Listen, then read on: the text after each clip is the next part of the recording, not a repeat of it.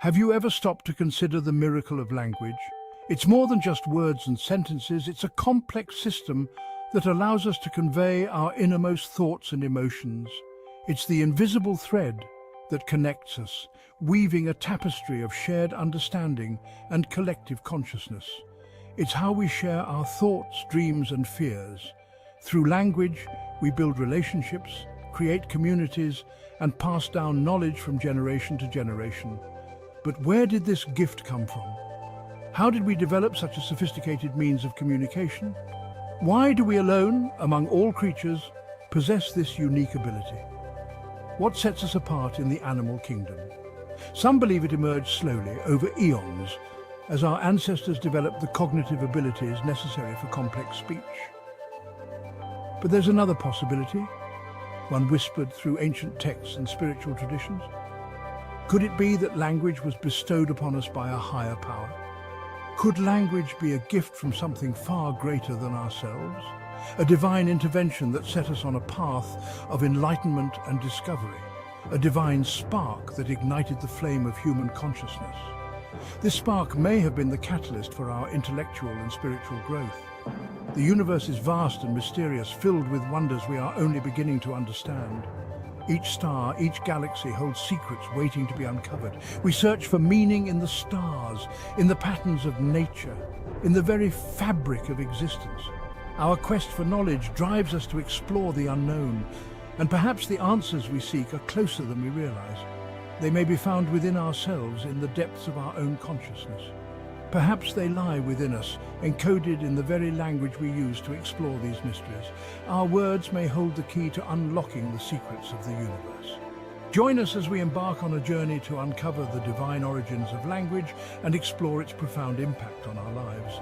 Together, we will delve into the mysteries of our past and seek to understand the true nature of this extraordinary gift. The book of Genesis tells the story of creation, a tale as old as time itself. It is a narrative that has been passed down through generations, a cornerstone of many faiths and cultures. It speaks of a God who created the world through the power of his word. With each utterance, the universe took shape and life began to flourish. "Let there be light," God said, and there was light. This command not only brought forth illumination, but also marked the beginning of order from chaos. This simple phrase speaks to the immense power of language. It underscores the idea that words can bring about profound change and transformation. It suggests that words are more than mere sounds.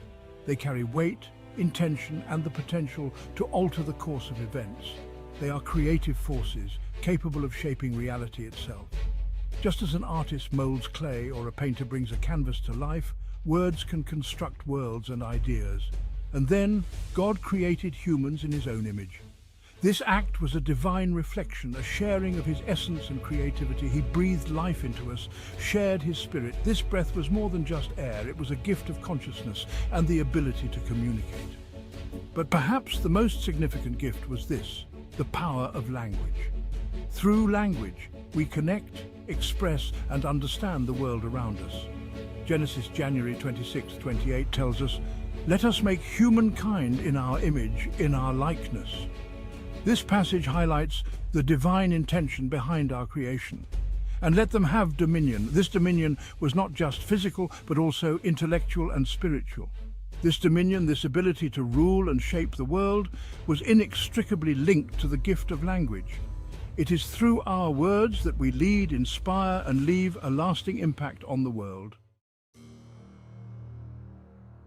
Genesis 2:19 tells us that God brought the animals to Adam to see what he would call them. This moment is not just a simple act of naming, but a significant event in the biblical narrative. Whatever the man called each living creature, that was its name. This act of naming gave Adam a unique role in the creation story. This act of naming was profound. It wasn't just about assigning labels, it was about understanding and connecting with each creature. It established a relationship between humanity and the natural world. By naming the animals, Adam was forming a bond with them, recognizing their place in the world. To name something is to know it, to understand it, to have a certain power over it. This power is not about domination, but about stewardship and care. Think about the power of names in your own life. Names carry meaning, history, and personal significance. Your name is your identity. It is a reflection of who you are and where you come from. It's how you are known and recognized in the world. Your name connects you to your family, your culture, and your community. When you speak someone's name, you are acknowledging their existence, their importance. You're recognizing their individuality and their place in your life. And when you use language to describe the world around you, you are participating in the ongoing act of creation. Every word you speak shapes your reality and the reality of those around you. John 1:14 begins with the profound statement, "In the beginning was the Word, and the Word was with God, and the Word was God." This passage has been interpreted in many ways, but at its core, it speaks to the divine nature of language. It suggests that language is not merely a human invention. It is an essential part of the divine order, a bridge that connects us to the very source of creation. Through prayer, we communicate with the divine. Through sacred texts, we receive guidance and inspiration. Language becomes a conduit for spiritual experience, allowing us to tap into something larger than ourselves. Section 5, Hymns of the Heart, Language and Spiritual Expression. Music and song have always been powerful forms of spiritual expression. Psalm 150 verse 6 proclaims, "Let everything that has breath praise the Lord, praise the Lord." Whether it's a soaring hymn or a simple prayer of gratitude, language allows us to express the deepest longings of our hearts. It connects us to a community of faith that stretches back through the ages. Think about the role of music in your own life. What songs move you to tears, to joy, to a sense of awe and wonder? These emotional responses are a testament to the power of language to touch our souls. Section 6, the double-edged sword, the power and peril of words. But like any powerful tool, language can be used for good or evil. Proverbs 12 verse 18 warns, "The words of the reckless are like swords that pierce, but the tongue of the wise brings healing." Words have the power to wound, to destroy, to incite hatred and violence. History is filled with examples of the devastating consequences of careless speech. We've all experienced the sting of harsh words, the pain of being misunderstood. We know how quickly a careless remark can escalate into a hurtful argument. That's why it's so important to use language responsibly, with awareness and compassion.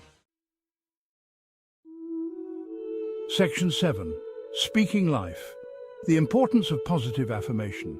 Just as words can harm, they can also heal.